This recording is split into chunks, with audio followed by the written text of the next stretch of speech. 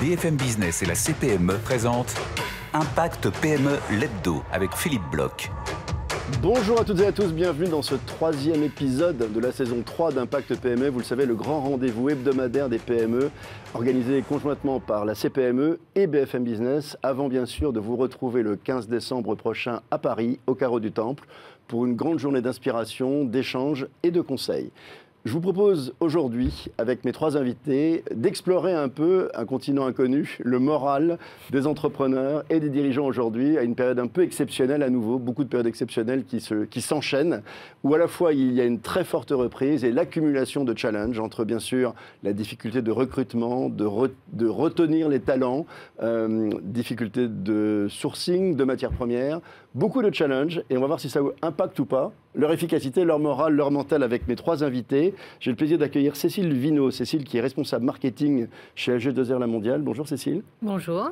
Et puis Caroline Lamandet, entrepreneur, consultante, RH et organisation, qui est intervenante, Caroline, en prévention des risques professionnels. Oui. Vous allez nous dire comment ils évoluent. Et puis un fidèle de cette émission, Anthony Strecher. Bonjour Anthony. Bonjour Philippe. Anthony qui est président de l'association GSC, qui est une association que les entrepreneurs ne connaissent pas assez, mais qui est une association qui peut les aider à passer les mauvais moments, parce qu'il y en a.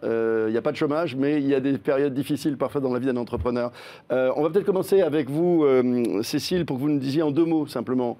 AG2R La Mondiale, énorme groupe de prévention. Oui. Combien de Français sont clients d'AG2R ? Alors, c'est le premier groupe de protection sociale en France, AG2R La Mondiale. On assure une entreprise sur 4 en France et on couvre également 110 branches professionnelles. Donc, je vous laisse imaginer le nombre de salariés qui sont couverts derrière. Mais il y a un grand sujet qui nous préoccupe aussi, c'est au-delà des salariés et de la prévention pour les salariés, c'est bien évidemment la santé du dirigeant. Ceux qui les dirigent. Alors justement, vous travaillez avec Olivier Torres d'Amaroc, qui est bien connu, qui est un de mes potes en plus, c'est un type formidable qui dit toujours qu'il y a plus d'études sur la santé des baleines bleues que sur celle des dirigeants et des entrepreneurs. Et il a raison. Pour autant, vous avez des études que vous allez un petit peu partager avec nous, parce que vous prenez en compte aujourd'hui une forme d'épuisement des dirigeants après ce qu'on vient de vivre. Oui, tout à fait. C'est vrai qu'en 2019, 18% des TNS et dirigeants étaient soumis à un stress et donc à un épuisement professionnel. Donc en 2019, 18% étaient exposés à ce risque d'épuisement professionnel. En 2020, c'est 50% qui déclarent être en situation d'épuisement professionnel. Et sur ces 50%, 18% le sont de manière importante et près de 10% le sont de manière très élevée.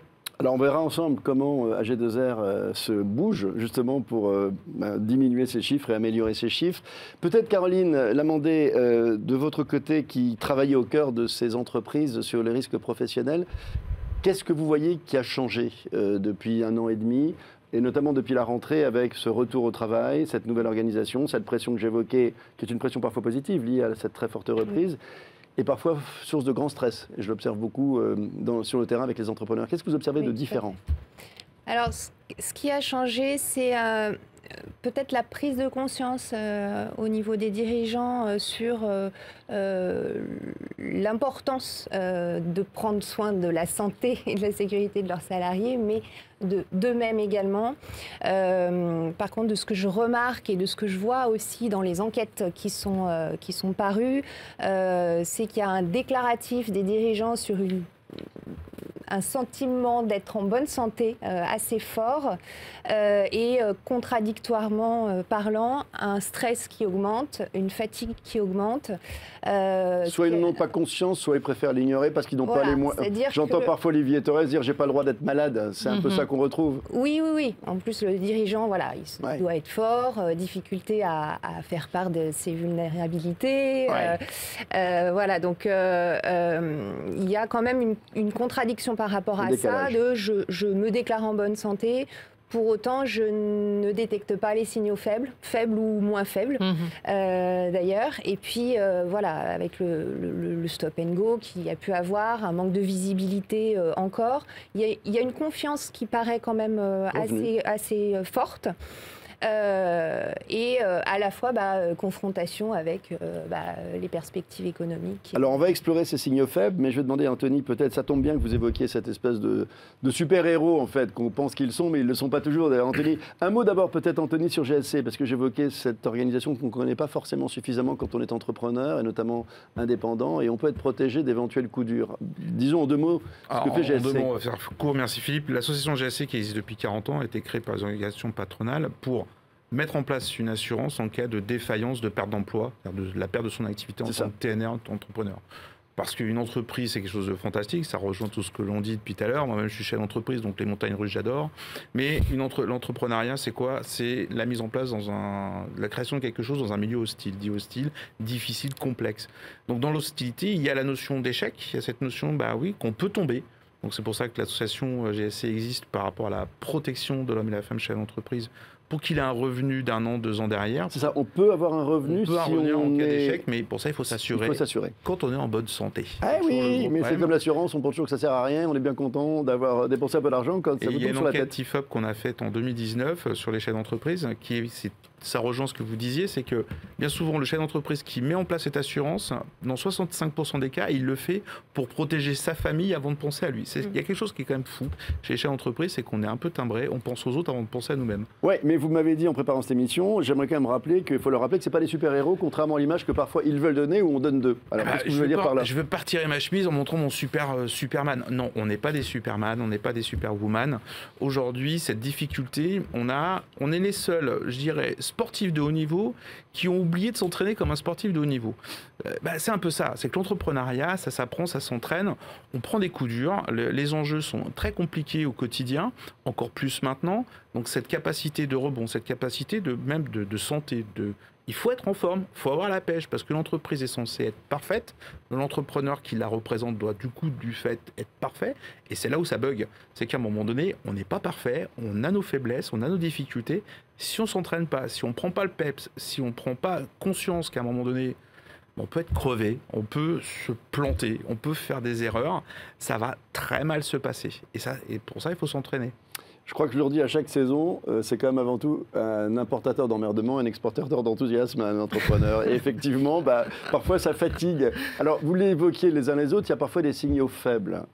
C'est quoi le signal faible qu'il faut écouter quand on est dirigeant, entrepreneur? Et on viendra après à un certain nombre de sujets que vous évoquiez. Je pensais à la peur de l'échec, qui est un sujet. Je ne sais pas s'il y a des signaux faibles quand on a peur, mais quels sont les signaux faibles classiques que vous tentez? Parce que vous avez, chez AG2R, je crois, La Mondiale, mis en place un dispositif de diagnostic. Alors, est-ce que ça sert notamment à ça ou pas?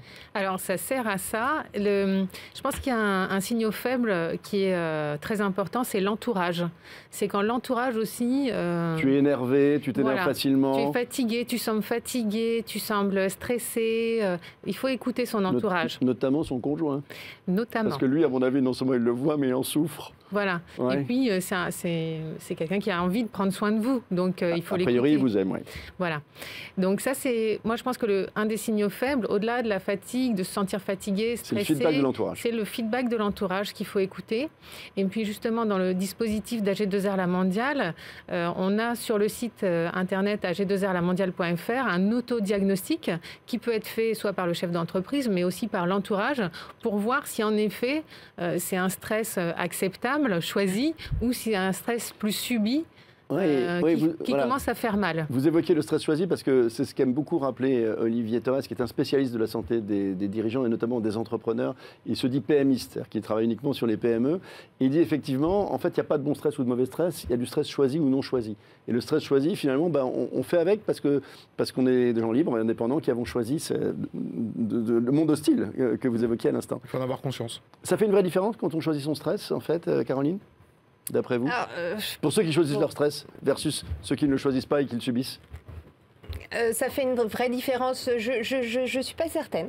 Je suis pas certaine, même quand on le choisit. Enfin, moi, j'aime pas trop ce mot de choisir son stress, parce que le stress, ça reste quand même un ressenti par rapport à ce qu'on envisage de faire et les moyens qu'on a pour le faire.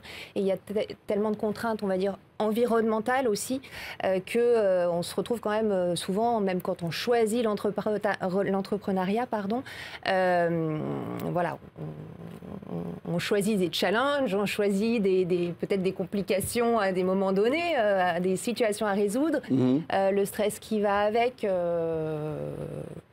je ne suis pas sûre que ça fasse une...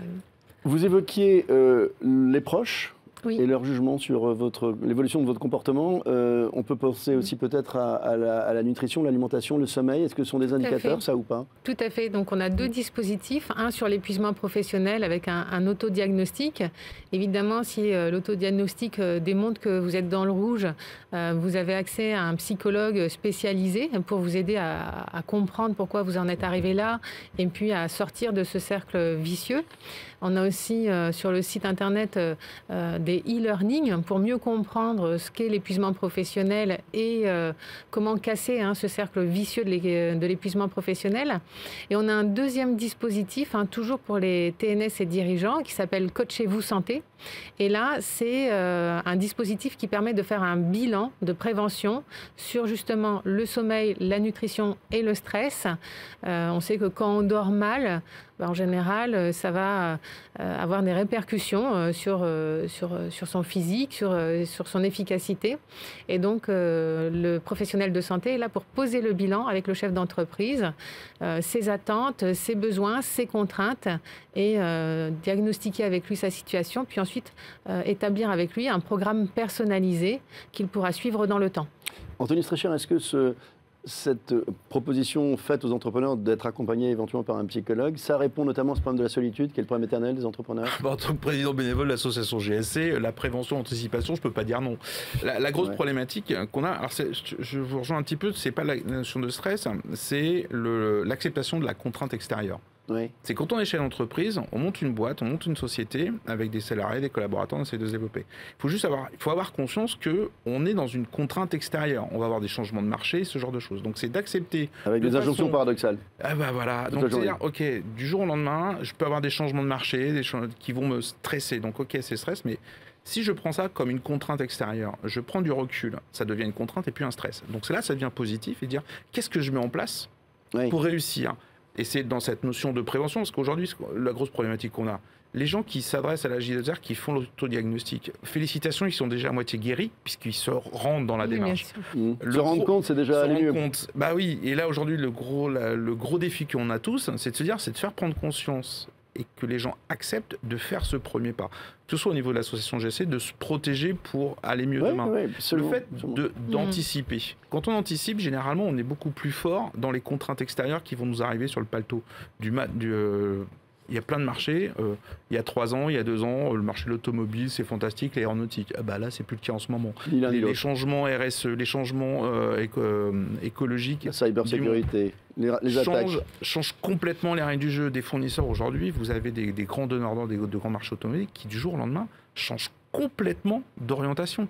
Donc, vous avez tout un pan d'entreprises qui sont déstabilisées là-dessus. Donc, le chef d'entreprise, alors on adore ça, on adore le stress, l'engagement, mais à un moment donné, il faut se dire, ok, pour être bon, pour réussir, il faut que moi-même je sois en forme.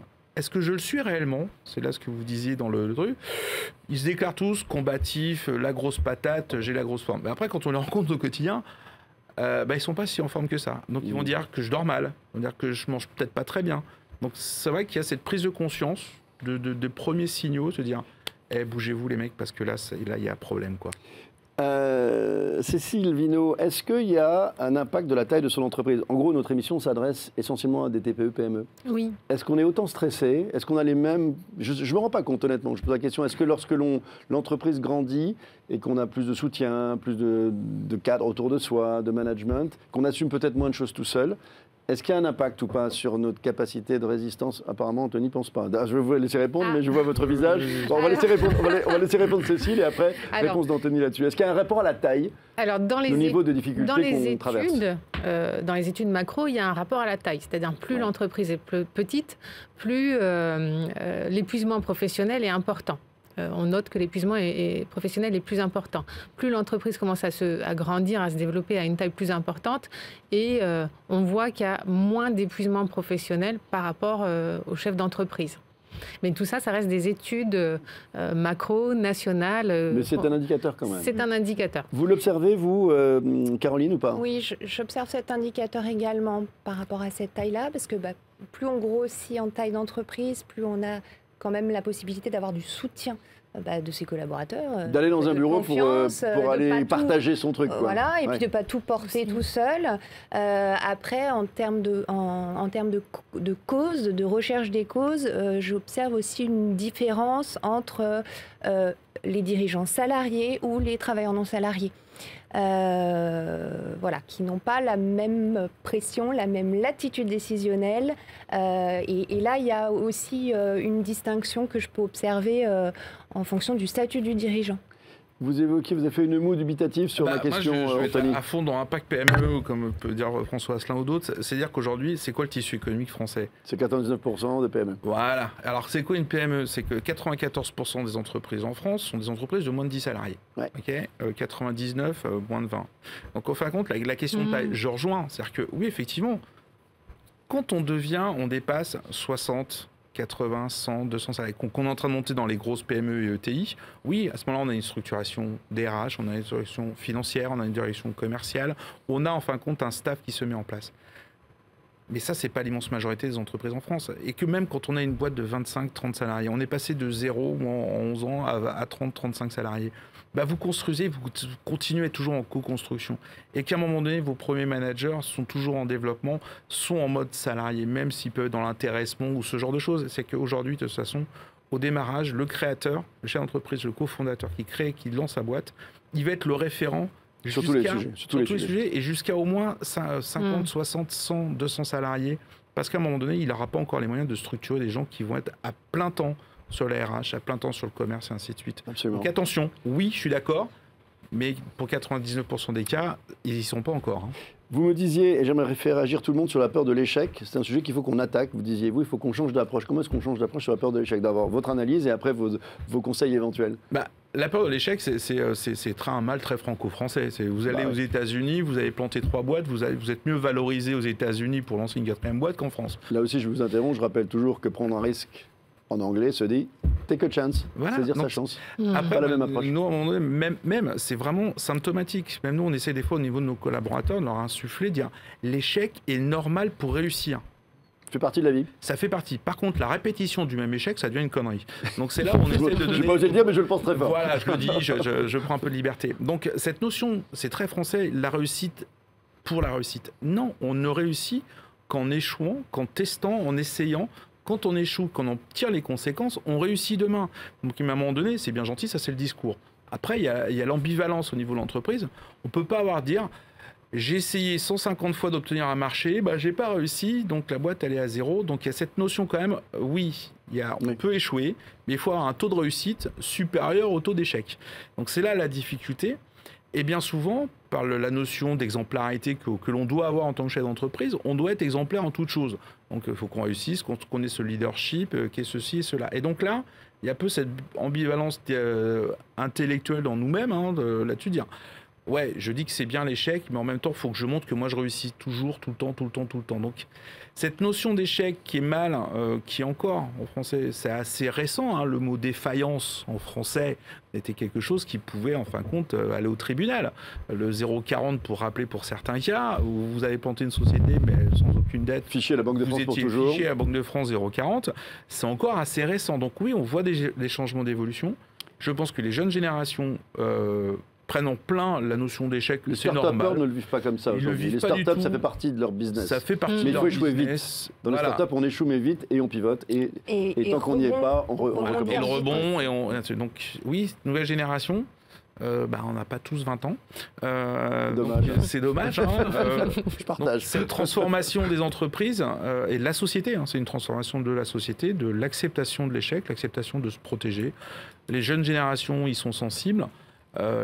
L'immense majorité des chefs d'entreprise aujourd'hui sont un peu dans une forme de déni là-dessus. C'est un sujet chez vous, chez AG2R La Mondiale, l'échec, est-ce que c'est un sujet que vous percevez?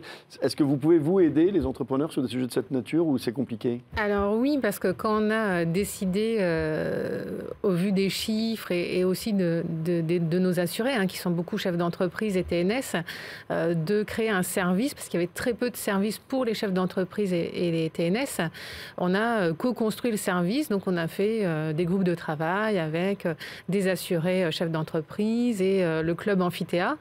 Et puis, la première chose qu'ils nous disaient, c'est non, on n'a pas besoin parce que nous, on réussit, on gère, on n'est pas stressé. Et puis, petit à petit, dans les groupes de travail, les thématiques sont venues. Et la première thématique qui vient, c'est pas la thématique du stress. La première thématique qui vient, c'est la thématique du sommeil. C'est vrai que je dors pas toujours très bien. Ah, tu dors pas toujours très bien, donc est-ce qu'on peut t'aider sur ce sujet-là? Puis après, il y a eu la nutrition et enfin le stress. Donc moi, je rejoins tout à fait ce qu'a dit Anthony. C'est vrai qu'il y a une forme de super-héros, c'est-à-dire il faut tout gérer. Ils sont quand même aussi assez isolés. Ils ne peuvent pas forcément se confier. Ils ont sur leurs doutes. Il faut qu'ils avancent. Donc ça, c'est vrai que c'est un vrai sujet. On sent quand même dans la tendance que c'est un sujet qui est tout à fait encore présent, mais on sent qu'il y a quand même de plus en plus de chefs d'entreprise qui sont sensibles aussi à leur capital santé et qui ont envie de le faire durer le plus longtemps possible. Ça peut être le Covid ou pas, ce Covid qui nous a rappelé qu'on était mortels ou pas? Parce que moi, je pense quand même qu'on ne sort pas indemne de cette période à titre personnel, et donc forcément, titre personnel, c'est aussi sa vie d'entrepreneur et de citoyen, c'est un peu la même chose. On se dit finalement, on a vu des gens autour de nous qui étaient en pleine santé, boum, peut-être que je fasse un peu attention à moi. Est-ce qu'ils ont changé là-dessus ou pas, à votre avis? Je pense que le sujet d'être aidé et d'avoir des défaillances, d'être en difficulté au moment du Covid, ça a en effet permis de libérer cette parole. Oui. Et peut-être aussi que dans les médias, on le voit sur les sportifs, tu parlais de sportifs de haut niveau.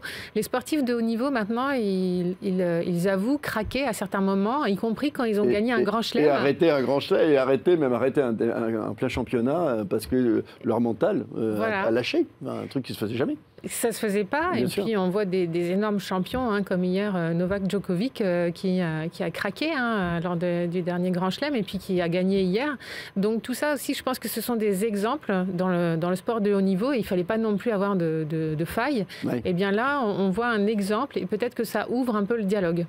Cet échec, vous l'évoquez parfois, vous, est-ce que la peur de l'échec est-elle pour vous elle peut susciter, est-ce que c'est un risque professionnel finalement? Est-ce que ça atteint la santé? Oui, bien sûr, ça atteint la santé, dans le sens où cette peur de l'échec, à partir du moment où on ne la formalise pas, si je puis dire, où on ne l'exprime pas, va avec la question de la vulnérabilité, de l'acceptation de la vulnérabilité dont on parlait tout à l'heure. Ça a pour conséquence de mal dormir, de ne pas forcément s'ouvrir aux autres, demander de l'aide, etc. Là où ça devient problématique, c'est quand on la garde pour soi, cette peur de l'échec, et qu'on ne va pas chercher l'aide autour et qu'on reste seul. Mais quand je dis on reste seul, c'est à la fois dans l'échange avec ses proches, avec ses collaborateurs, mais aussi avec des pairs, avec des organisations professionnelles, il y a quand même un certain nombre de dispositifs. Donc oui, c'est à l'origine de risques supplémentaires. Pour autant, quand on entreprend, il y a quand même ce challenge. On se lance, on se lance dans une aventure entrepreneuriale. On sait d'avance que la vie d'un entrepreneur et d'un dirigeant est faite de hauts et de bas, que le chemin n'est pas tout tracé. Donc, Absolument. Il y a un risque dont on n'a pas parlé, pourtant vous l'avez mentionné hors antenne, Anthony, et Dieu sait s'il a été important pendant cette crise sanitaire, c'est le risque financier. Et notamment pour beaucoup d'entre nous, puisque je suis aussi un entrepreneur, la peur de pouvoir tout perdre. Et ça, je pense que ça laisse des traces durables dans l'esprit de quelqu'un, dans sa capacité à réentreprendre, à reprendre des risques. Qu'est-ce qu'on peut dire là-dessus, de votre observation par rapport à GSC, le réseau de vos contacts entrepreneurs? On va un peu planter l'ambiance, mais c'est bien de mettre le décor. Ne démoralisez pas complètement. Non, mais je ne peux pas démoraliser le monde entier. Mais c'est qu'aujourd'hui, oui, cette notion de peur d'échec, de stress, de l'aventure entrepreneuriale, c'est comme des marins hauturiers ou des montagnards qui vont, dans un milieu, je répète, le milieu hostile.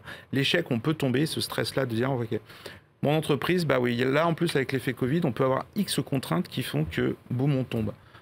En 2020, malgré l'ensemble des aides du gouvernement, 33 000 hommes, femmes sont tombés, sont passés par le tribunal de commerce. Oui, on dit qu'il y en a moins, il y en a quand même 33 000. 33 000, donc on passe de 50 000 à 33 000. Ça fait quand même 33 000 Ça drames. fait quand même 33 000 drames.